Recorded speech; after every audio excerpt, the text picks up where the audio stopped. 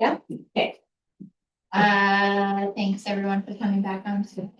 Let's move ahead in the agenda to 8.2. This is an informational report regarding the Cataline Creek debris flow mitigation project status update. Good afternoon. Over to you. Thank you. So good afternoon. I'm Philippa Campbell, Project and Program Coordinator for the Squamish-Lillooet Regional District. I have my colleagues in the gallery with me as well. The presentation today is from Mike Strain, Project Director, who's joining us virtually. So Chair, may I pass over to Mike to start? Thank you. Go ahead, Mike.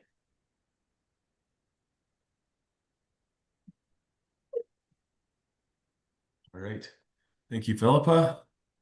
As Philippa mentioned, I'm Mike Strain, Project Director with CapEx Projects and Project Manager for the Cataline Creek Debris Flow Mitigation Project.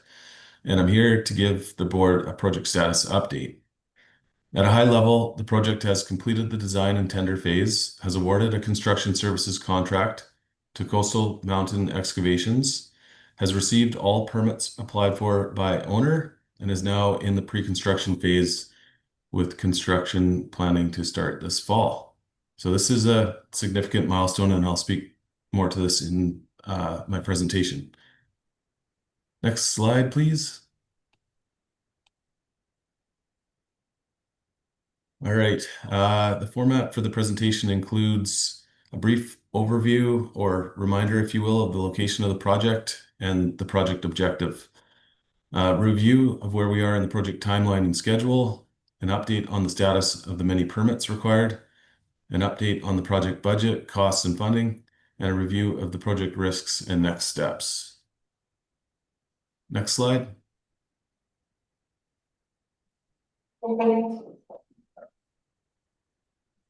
All right, so the project is located on the north side of Lillooet Lake in the traditional territory of Lillooet Nation, with the creek passing through public land and land owned by Lillooet Lake Estates, or LLE. We continue to work with the Lillooet Nation as rights holders of the land and are grateful for their ongoing contribution and collaboration on this project. Next slide, please. Again, we've seen this before. The project scope is to design, construct, and establish operation and maintenance of a debris flow mitigation structure for the Cataline Creek at Lillooet Lake Estates. The objective is to reduce the risk to the community and potential for loss of life by increasing capacity of the existing channel to manage future debris flows up to 100,000 cubic meters through the community, under a new Forest Service Road bridge and into the lake. The 100,000 cubic meters represents a debris flow event with a 1,000-year return period. Next slide, please.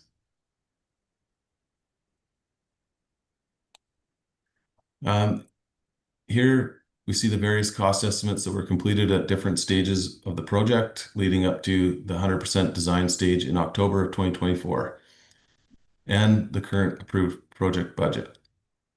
We are pleased to report that following execution of the construction services contract and extension of the engineering services agreement, the current forecasted overall project cost is within the current approved project budget. Next slide, please. The current available funds are up to 11.697 million and coming from ICIP, CEPF, the two grant funders, and loan authorization. As mentioned in the previous slide, the current overall project forecasted costs are within the available funds and approved project budget. A summary of the service and loan authorization status have been included in the staff report. Next slide, please. Here's the timeline of events on the project in relation to design, permitting, and construction. Following establishment of the service and confirmation of funding, the detailed design work commenced in 2023, building on the preliminary design and risk assessment completed in 2016. Later in 2023, the 50% design was completed and permit applications began, and the 100% design was completed later in 2024. Which brings us to 2025, where the project has reached several significant milestones, which include the receipt of all permits by owner, the completion of the construction services tender period, and the award of the construction services contract to Coastal Mountain Excavations. The project is now in the pre-construction phase, and the contractor is focused on permitting, planning, and preparation for the start of construction, which is planned for this fall and carry on through to the end of 2026. Next slide, please. Here's our update, our schedule update over the past quarter. Staff and the project team have been focused on permitting and land requirements, the construction services tender and award, and execution of the construction services contract. We're happy to report that all permits and authorizations required by the owner, including the land tenure and stat right-of-way, are now in place. The off-site offsetting plan required by DFO has been submitted, and staff are working to finalize an agreement for environmental and archaeological monitoring services with Lillooet Nation. A pre-construction meeting with the contractor was held earlier this week, and the contractor is in the process of finalizing the construction schedule, preparing pre-construction submittals, and applying for permits required by the construction contractor. And as well as we're in the process of, our other partners are in the process of applying for permits that they require for parallel projects, such as the Forest Service Road Bridge. Next slide, please.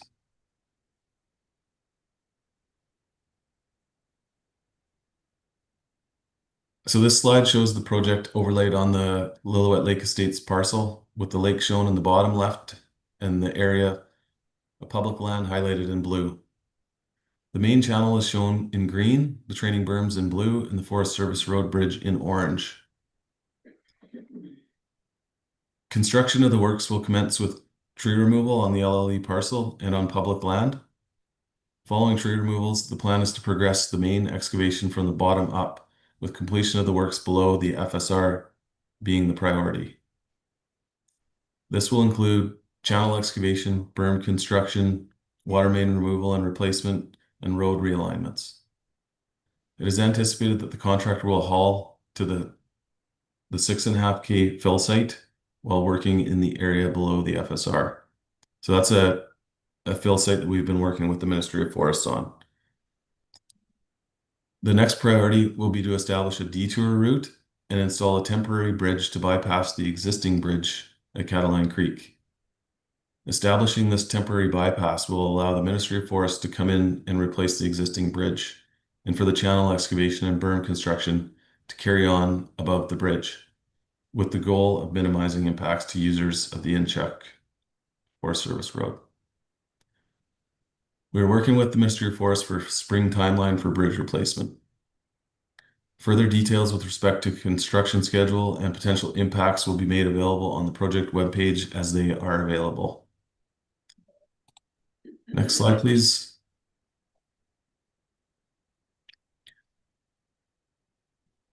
So the permitting requirements for this project are complex. Shown here is a list of permits and approvals that have been received by the owner, and a list of permits that are in process by the contractor. A more detailed list has been included in the staff report.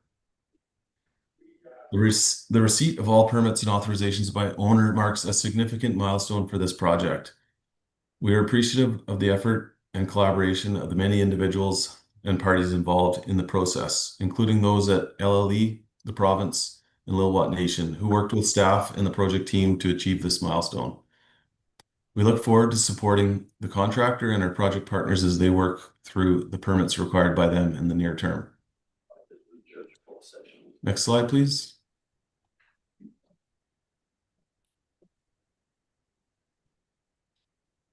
Here's the project risks that we're tracking.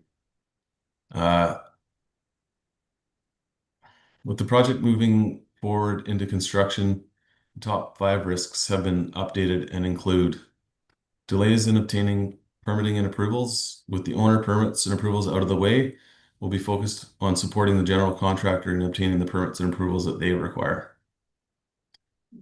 Upward pressure on costs from things like unknowns and site conditions.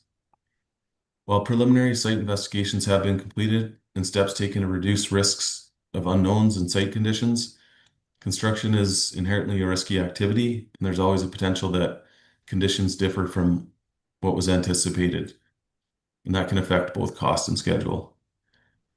With regards to schedule delays for things such as weather, construction, productivity, coordination with key partner risks, construction safety related risks, we've taken steps to mitigate these risks and will be actively working with the general contractor to ensure appropriate mitigations are implemented throughout the course of construction.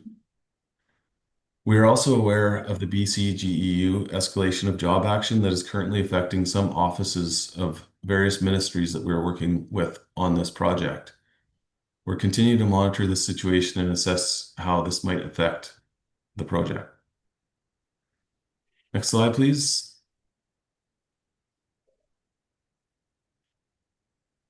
The exact timing and details of the next steps for construction are currently being confirmed and worked through with the general contractor, but generally involve mobilization this fall, tree removals this fall, excavation and berms in the lower section, temporary bridge and detour, Ministry of Forest bridge install in the spring, and start of excavations and berms in the upper section following that, or in parallel with that.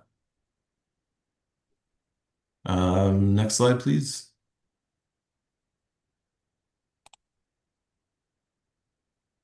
For the next steps, we anticipate the following touch points with the SLRD board over the course of the project.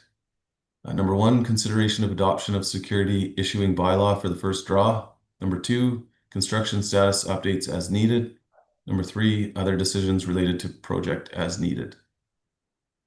I think that takes us to the end. Are there any questions? Thank you for your presentation. Does anyone have any questions? Yeah. Excited to be here. Yeah. I really appreciate how staff have kept us apprised of all of the steps and all of the work. None of this has been a surprise to anyone, so it has been a very fulsome information process. And I'm really grateful. It's not easy. Thank you. All of that permitting that's required, that's all at the provincial level. No.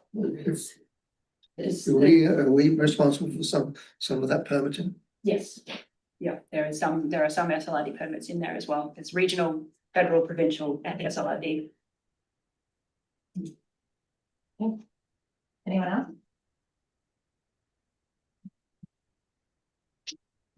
Okay.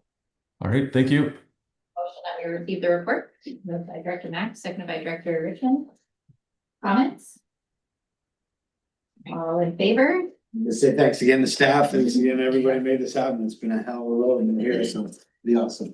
Thank you. All in favor? Any opposed? Motion carries. Yeah, well. Right, so I will ask for some flexibility from the board. We are gonna bounce around a little bit, because we can. And because we have individuals in the room that are here for a particular item, and so I think we will go backwards to 7.4. This is staff ready for that if we bounce around like that? And Brendan Allison, and we will just grab him. Thank you. Mr. General. That was Mr. Shore. He's from Lillooet Lake. Here we go. Yes, no, Gary. Here we go. That was Gary, yeah. Sorry. I have bad information. Yeah, here we go. Thank you.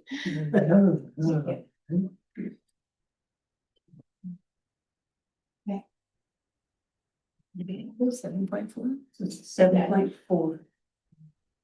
Apparently this will make all those properties worth more. What's this?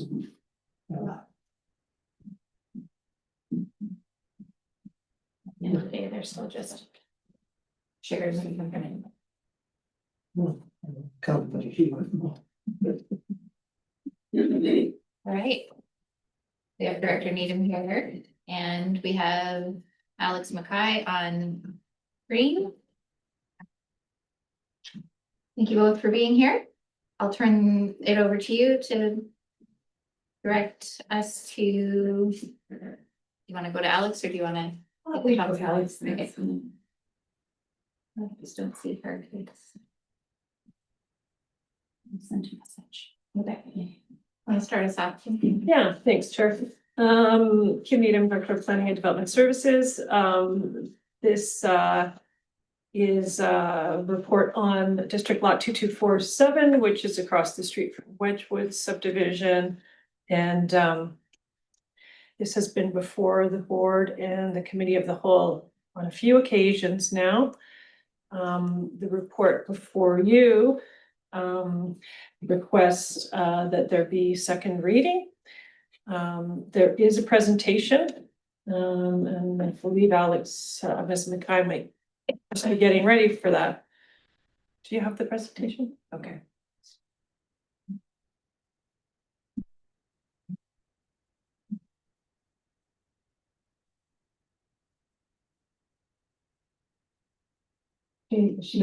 She's in the meeting, but she stepped away. It looks like something's happening. There she is.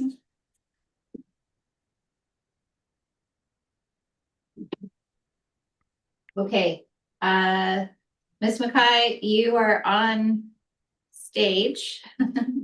Okay, good afternoon. Apologies for that. I'm not sure, has Kim given a presentation or would you like me to just jump into my presentation?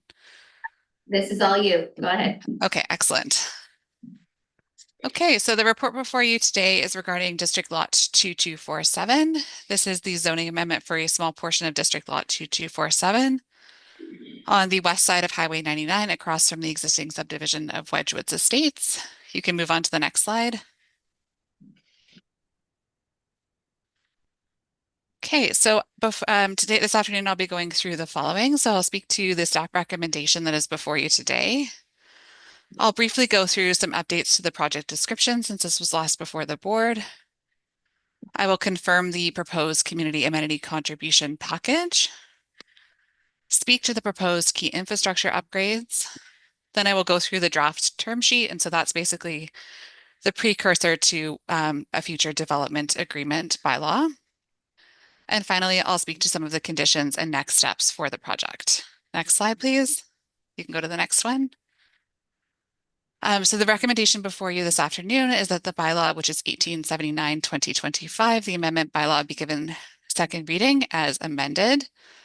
The amendment is primarily to remove the non-market housing component, which was included in the bylaw at first reading, and that's at the direction of the board. Next slide, please. You can go to the next one. So the project description, as it currently stands, there are 3 lots, so a total of 4 lots that would be subdivided by way of this zoning amendment bylaw. 3 lots would be the residential development, with each lot housing 2 of the duplex buildings, and then 1 lot proposed for servicing. So that would be for the septic fields. There's a total of 6 duplex buildings proposed or 12 units. All of those units are now proposed to be market housing in the range of 2,000 to 2,200 square feet, which would allow for a 3 to 4 bedroom unit with individual double car garages and 1 driveway parking space. As previously discussed, each garage is proposed to be equipped with a level 2 EV charger. In addition, there's a common facilities building proposed, so that would be for waste diversion and mail, visitor parking, and shared servicing. Transit facilities are part of the proposal, and those are being developed or designed in such a way that they would serve both north and southbound users. It is proposed and recommended by staff that those be located on the east side of the highway within the existing Wedgwood's Estate subdivision so they can serve the largest number of users most easily. There is a pedestrian highway underpass that's proposed, which will provide a safe crossing, and it will provide an important link between both trail and transit infrastructure across the highway. Next slide, please. The project is proposed to be developed in 2 phases, and I will show the phasing plan in a moment, but that would be 8 units in phase 1 and 4 units to be done in phase 2. The overall development is proposed to include green infrastructure in the form of a bioswale and then rain gardens and infiltration pits on each lot to manage stormwater. Next slide, please. So this gives you a sense of kind of an overview of where things are going to land on the site. If this moves forward, you'll see at the bottom there's PH1, PH1, and PH2. So lots 1 and 2 would be phase 1. Lot 2 would be lot 3 rather would be phase 2. And you can also see on this this drawing where the proposed location for that highway underpass is and a small section of trail that would provide access to that transit hub on the east side. Next slide, please. You can go to the next slide. So this is essentially what was presented to the board previously. So the developer has committed to addressing the transit infrastructure component and the highway underpass while maintaining the previously presented community benefits package in terms of the cash contribution amount. So that remains at $200,000 per proposed unit for a total of $2.4 million. And the land contribution assessed value is what was presented previously at $432,000. Next slide, please. Next slide. So the transit infrastructure, what will that include? That will include a transit stop, which is a bus turnaround and shelter to be located on the east side, as I mentioned, at the end of Skiers Rest Lane. There's a really high level cost estimate there just for board information. A pedestrian underpass, which will provide access for new residents on the west side to that transit infrastructure on the east side. This has really significant benefits for both the new proposed units as well as all of the folks that own in the existing subdivision of Wedgwood's Estates, all 108 lots. It will enable both the new residents and the existing residents to access transit, and that will also allow people that own in Wedgwood's Estates and may have accessory dwelling units or secondary suites to broaden the pool of people that they can rent to beyond those that have access to a vehicle. Next slide, please. So the proponent has committed to delivering a pedestrian underpass in phase 2. So that would go under Highway 99. It will improve safe access to the existing trail network for all area residents and members of the public. So that includes the Sea to Sky Trail and mountain bike trails in the area. It will allow residents of both the west side duplexes and the existing Wedgwood's Estates subdivision and members of the public to safely cross the highway for any purpose. It will enable residents of the west side duplexes to access the proposed SLRD funded community playground to be developed in the existing Wedgwood's Estates subdivision. And then it will also provide a safe crossing for firefighting purposes, and it will house that dry hydrant connection that we spoke to at the previous committee of the whole meeting. Next slide, please. So this just provides a quick overview or visual overview of where that proposed transit stop location is, where the existing Sea to Sky Trail section is at Wedgwood's Estates, and where the access point to the existing Kill Me, Thrill Me mountain bike trail and other mountain bike trails on the west side would be located. Next slide, please. Okay, so now I'll get into the term sheet that I mentioned at the start of the presentation.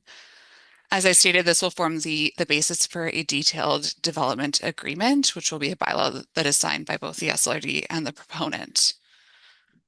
The term sheet consists of 2 primary components. It consists of all of the prior to obligations and conditions that are established by the SLRD and that need to be met prior to any consideration of adoption of the zoning amendment bylaw. The second portion is the terms of the development agreement, which will outline each of the obligations and assigns them as prerequisites to building permit issuance throughout the phases of the project. Next slide, please. So in terms of prior to obligations, these are the ones that need to be considered prior to consideration of adoption. The first being highway access. The owner will obtain final approval from MOT for the zoning amendment and will undertake any permitting or approvals necessary for MOT to approve the zoning bylaw. The second is the archaeological review, and I touched on this a little bit during the last presentation at the committee of the whole meeting. The proponent has hired an archaeological consultant to undertake the preliminary field reconnaissance work on the property in the next couple of months. And if required, if the outcome of that work is that an archaeological impact assessment is required, that would be completed and have provincial approval in place before we could consider adoption for the bylaw. Proof of water and wastewater disposal. the owner will obtain and provide the proof of water and planning for wastewater disposal that meets the standards and requirements under Vancouver Coastal Health. And I do want to mention that all of the preliminary work for this has already been carried out, and staff is confident that this will be able to be met prior to consideration of adoption. Next slide, please. So transit infrastructure, what we expect prior to consideration of adoption of the zoning bylaw is that the owner will obtain preliminary support from both BC Transit and MOT for the design and development of the bus turnaround on the east side of the highway. Legal matters, there's a number of updates to existing covenant documents that need to be prepared prior to consideration of adoption. The owner will work with their legal counsel to address those, and then they will be signed by both the owner and SLRD. Next slide, please. And then finally, the development agreement. So if the bylaw is given second reading today, staff will take that away and work on the development agreement. The owner and the SLRD would enter into the development agreement, which would be in the form of a Section 219 restrictive covenant, and that would be signed before consideration of adoption. And will secure all of the future work services and the community amenities that are detailed on the term sheet that we're speaking about today. Next slide, please. There are some elements that will apply to both or all phases rather of the project.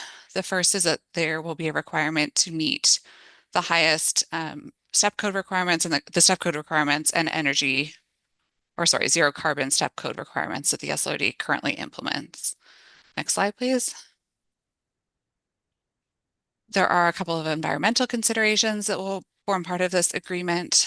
The first is that the owner will ensure the design and construction of the residential development is carried out in a manner that reflects the recommendations of the QEP report. So that is to limit vegetation removal to the minimum necessary and retain all remnant large and old trees on the property as possible. Secondly, a QEP will be engaged by the owner prior to any site clearing activities, and that's in order to ensure that any protected nests or habitat locations are identified and mitigation is appropriately carried out. Next slide. There are a couple of sustainability commitments. Those are as follows. So all residential garages will be outfitted with a level 2 EV chargers. Stormwater and drainage will be managed through the use of green infrastructure, including a bioswale. Rain gardens and/or infiltration pits will be installed on each lot. In terms of wildfire protection, the owner will secure a wildfire protection development permit. And then secondly, they will design and install all landscaping in a manner that complies with the recently adopted SLRD wildfire landscaping management bylaw. The cash in lieu contribution will come at the time of building permit issuance. So as building permits are issued for each unit, the owner will transfer that cash sum of $200,000 per unit to the SLRD. Next slide, please. Okay, so phase 1, that will be units 1 through 8, will include the following. West access, the owner will design and construct a new highway access for the duplex development, including any necessary deceleration lanes to the satisfaction of MOT and the SLRD. In terms of trail access, the owner will design, construct, and grant public access to a new trail access point to the existing Kilmee-Thromie mountain bike trail on the west side. An SROW will be executed between the developer and the SLRD, with that then to become an SROW between the SLRD and the new stratas once those are formed. Next slide, please. Land donation. So this is for phase 1. The owner will transfer in fee simple the remainder of district lot 2247 to the SLRD. And I just want to highlight the reason this is coming in phase 1 and not as a prior to obligation is because the zoning amendment sets the groundwork for the subdivision to be carried out, and this transfer of the remainder lands can't happen until the subdivision has been approved and carried out. The common facilities building will also come in phase 1. That will contain, as I mentioned previously, the mail and waste diversion facilities and will be designed to meet our technical guidelines. It will be a requirement that that building be completed and have occupancy prior to any occupancy of the duplex units. Next slide. Wastewater treatment, the owner will design and construct a new septic disposal field and backup disposal field on lot 4 for the purposes of wastewater treatment to the satisfaction of the SLRD and VCH. And a restrictive covenant will be registered to maintain those in perpetuity. Next slide. Water, similarly, the owner will design and construct wells to service each of the duplex units to the satisfaction of the SLRD and VCH. The water servicing all units must be supplied by a permitted drinking water system. Roads and parking, the owner will dedicate, design, and construct the strata roads and parking to the satisfaction of the SLRD and MOT. They will provide 3 visitor parking spaces, which isn't required in our zoning for this type of development, but we feel it's important to have those be part of it. Fire protection, the owner will install sprinklers in all residential occupancy buildings in accordance with our applicable bylaw. Next slide. Okay, and then moving on to phase 2, so that's units 9 through 12 on lot 3. First being the highway underpass. The owner will be required to design, construct, and grant public access over the highway underpass to the satisfaction of the SLRD. Transit infrastructure, the turnaround and shelter. The owner will design and construct transit infrastructure serving north and southbound traffic, including a bus shelter, appropriate bus lay-by areas, and a bicycle rack, and that needs to be designed to the satisfaction of the SLRD, MOT, and BC Transit. Next slide. And then finally, the secondary component of the fire protection infrastructure, the owner will construct a dry hydrant connection and a new hydrant on the west side of the highway to service the duplex units. And that's coming at the same time as the pedestrian underpass, because those are going to be built as kind of one piece of infrastructure. Next slide, please. Okay, next slide. So if the bylaw is given second reading today, staff will proceed with the following work. We will focus on addressing all of the identified prior to obligations, including highway access, the archaeological review, the proof of water and wastewater disposal, more detailed transit infrastructure planning, addressing the legal matters, so those being the covenants, and then finalizing the development agreement for signature. So I will leave it there. I'm happy to take questions. Thank you. You have questions? Go ahead. I tried to find in the previous package what the CAC was estimated at before we went to all market housing. What was the CAC at then? Just thank you through the chair. Give me a moment. I will pull that up. I'd also like to know what the formula is for your CAC analysis.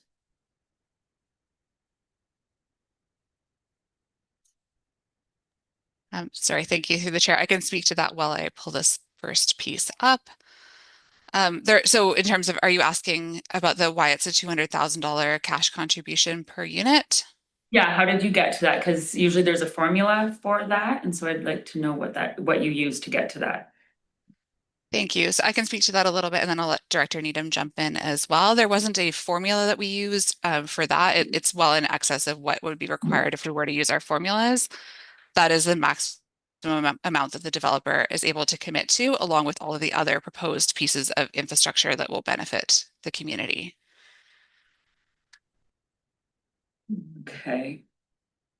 I'm excited to see the underpass and the other updates that you have done. I don't see how the safety of the public could be contributed as a CAC amount. That was a significant concern from the board around adding transit as a as an option, and the view of seeing people running across the highway with no lighted intersection, but this space doesn't really justify a lighted, like a lit intersection. Okay. I just want, I'd like to know what the CAC was before, and then I have more questions. 3 units out of the 12 were going to be affordable at perpetuity So for remove. employees of the region. Remove that 200 for the 4, and that would be the CAC. So 2.4 was probably the CAC before. Yeah. And now we're at 2.8. No, it was, I don't know. I'll let Alex get back to Yeah. you. We can take that offline. I'll go to Director Patton.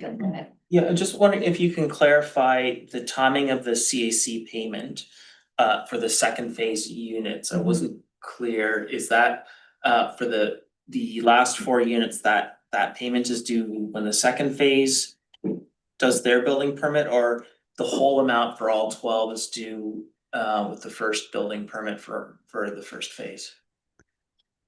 Thank you through the chair. So it's tied to individual building permits per unit. So it would come at the time of building permit issuance. If we do units 1 through 8, that will be due at the time that that building permit is issued. Phase 2 will be due at the time we issue building permits to proceed with construction of the phase 2 units, the final 4. Okay, and then part of the, I guess, the value proposition of the tunnel is that it wouldn't just serve the 12 units on the west side, it's that it would provide access for mountain bikers and so on. Is there a parking plan for the east side if you know we expect, you know, the significant value, you would expect a significant number of mountain bikers coming, parking on the east side, taking the tunnel across. And so is there parking on the east side to account for that, or how are we thinking of managing that piece? Thank you through the chair. We haven't currently looked at developing it as part of this proposal. There are locations on the adjacent Crown land where that could be accommodated in the future if there was a significant number of users and we were seeing issues with parking to do with mountain biking, but that's separate to the proposal before you today. Where do people park for Kill Me, Thrill Me now?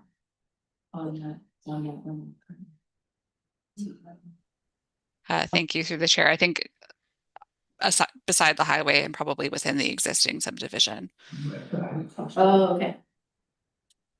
Some of the parking is located within the RMOW, though. That's a more common access point, as I understand it, to that mountain bike trail. The Wedge parking lot neighborhood. Sorry. But Mike. Couple quick questions. Why is the underpass only being considered in phase 2 instead of phase 1? Thank you through the chair. That's essentially, it's because the developer needs to have the resources available to fund that piece of infrastructure. It's a very costly piece of infrastructure. So that's being tied to a later phase, the second phase of the development for that reason. I do have the numbers from the previous community amenity contribution package available if I can just share those quickly. Any questions? Sorry, Alex, hang on just 1 second. So just to understand your answer, if the market slips and the developer decides that phase 2 doesn't go ahead for a number of years, there's the potential that phase 1 is built with 8 units and there's no underpass and therefore people are still close to the highway. Is that accurate? Thank you. I'll let Director Needham answer that if she's in the room with you. But yeah, thank you. Yeah, the way it would be structured is that if the second phase does not proceed, that underpass would not get built. Okay. Not a question, but for note, I should definitely struggle with that. And in your slides, when you're showing the site plan, it looked like a good strip of tree screening or green along the highway between the units and the highway. And you mentioned in the environmental considerations slide that they would be encouraged to maintain this or to remove as few trees along there as possible. I think that screening, I'm curious how deep that goes. It's kind of hard to tell from the map if it's sufficient or not. And I'm wondering if there's a way to regulate that, to make sure that it happens as opposed to just a recommendation or an encouragement, because I think that tree screening, I already struggle with this development being right on the side of the highway. I think the tree screening is really important. So I want to make sure that it's sufficient. So is there a way to secure that or to ensure that it's adequate?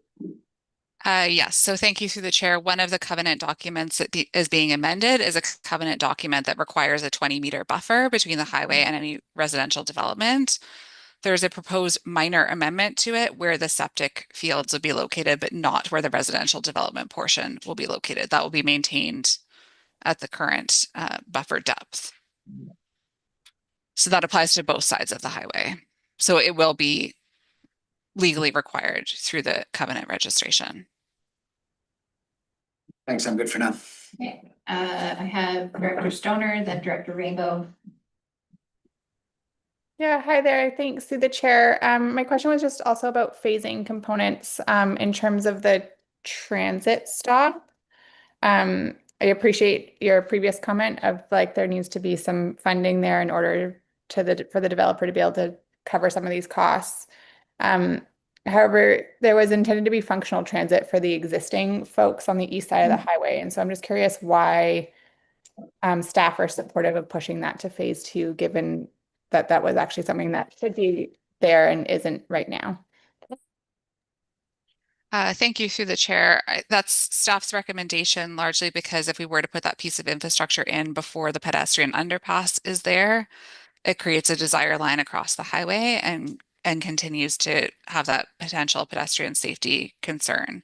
So until there is a safe means by which people can cross from the proposed development to the existing development, that's why it's tied to phase 2. Okay, and then Director Rainbow. Yeah, just a question about the tunnel.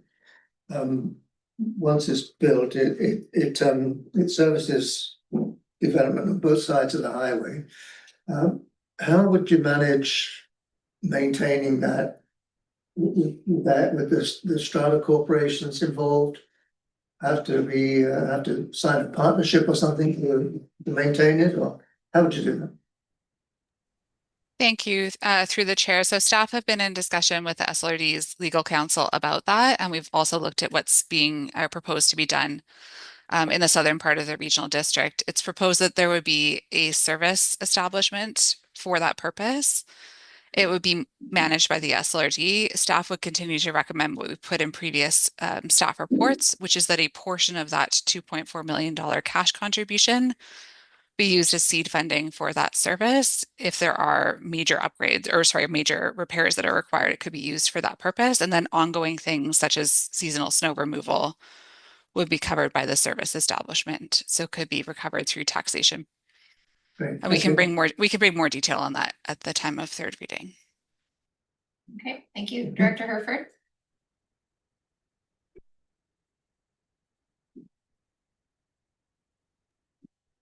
Sorry, I just wanted to understand the tunnels to house the dry connection and just what level of protection, which is all to happen in phase 2. I was just looking through the report to find that. So that's what happens at the same time. Where does that leave phase 1 and what comfort do we have or mechanisms to ensure that we have appropriate coverage for phase 1 until such time as phase 2 happens and then the subsequent pieces come online? So thank you through the chair. As I mentioned previously at the committee of the whole meeting, the dry hydrant connection is an additional piece of infrastructure being proposed by the proponent to augment the fire protection requirements. For the duplex units, we have sprinkler requirements. We don't require a fire department connection for duplexes in our bylaw, but they will be required to install sprinklers in all of the residential units. So that will cover off the phase 1 component with the potential for, if there was a need for augmentation, there is that other hydrant on the other side of the highway that could be utilized in phase 1. Well, so just in follow up, make sure I have this, Yeah. what happens in phase 2 or what is proposed to happen in phase 2 would then exceed the actual requirements, and what's happening in phase 1 meets that basic requirement. Is that my understanding? Right? Yes, thank you through the chair. That's absolutely correct. Yeah. Okay. Thank you for that. Ms. Mackay, you had an answer for Director Morton's question earlier regarding the previous CAC. I'll let you speak to that. Yes, thank you. It's a little bit complicated in that it had the non-market. It was a different calculation because it was a unit cost reduction that was subsidized by the proponent for non-market. But the rough equivalent in terms of dollars was about $1.7 million that was proposed when this was first presented to the board, and it had the non-market component included. Thank you. Director Stoner. Yeah, thanks. Through the chair, I appreciate also staff's suggestion of considering allocating the cost of the community amenity contribution at a later date. However, it has been direction of this board that we move towards market units as opposed to non-market units on site in order to earmark that for affordable housing. And so I'm just curious if staff have a recommendation or if they would be looking for direction from the board today specifically. If the board felt strongly about including that specifically for affordable housing. Thank you through the chair. Not necessarily today. I'll let Director Needham speak to this as well, but I think that staff had previously recommended that some of those conversations about how to allocate those funds happen separately to this application.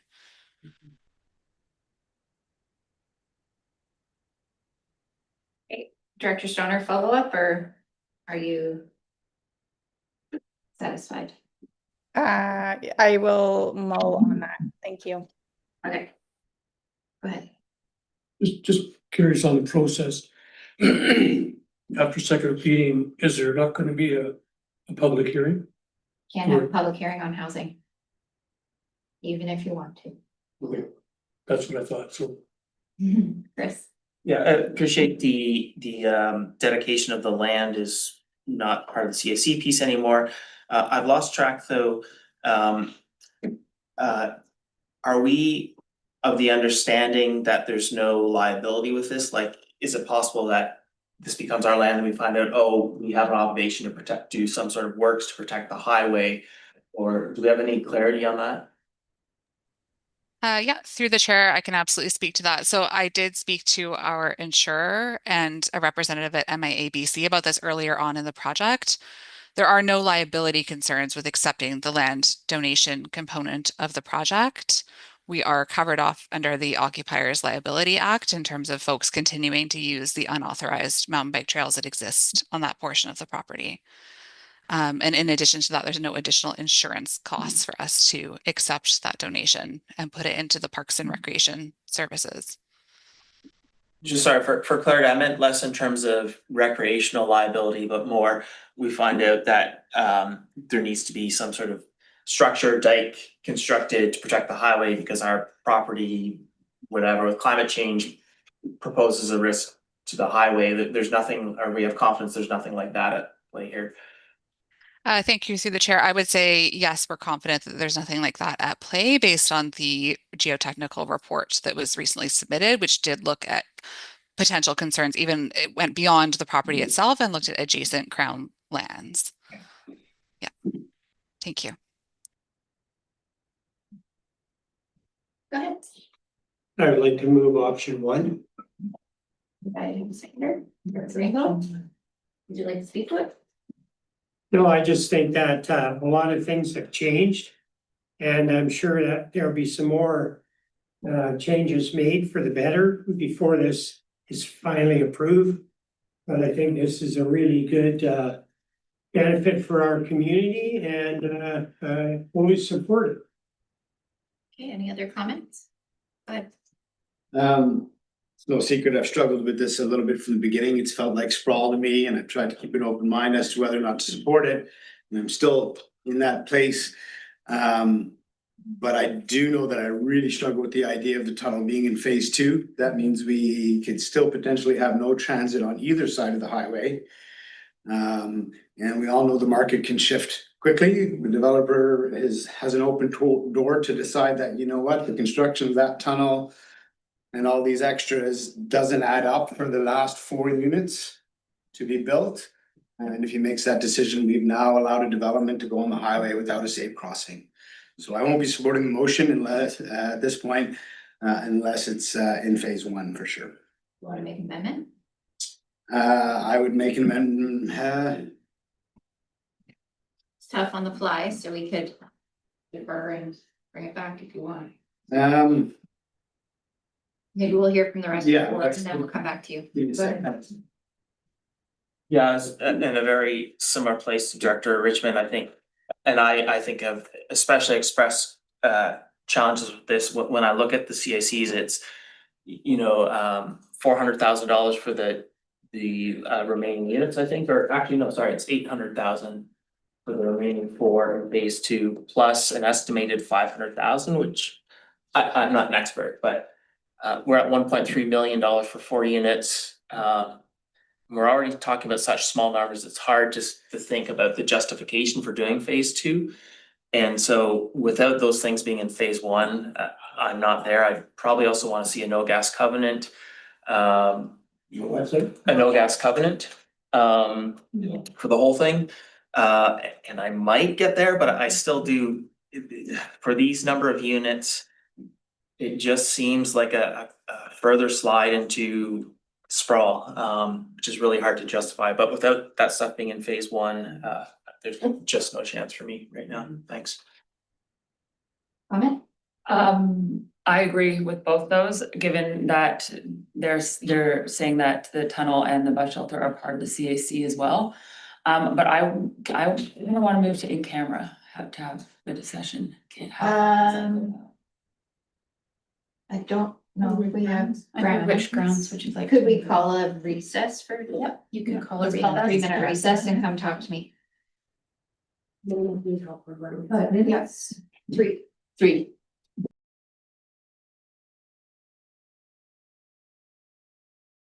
Okay, I'll ask that we close this meeting to the public under grounds of, 91C, okay, labor relations or other employee relations. thank you. Okay, could I have someone make that motion? Director Morton, seconded by Director Richmond, all in favor? Anyone opposed?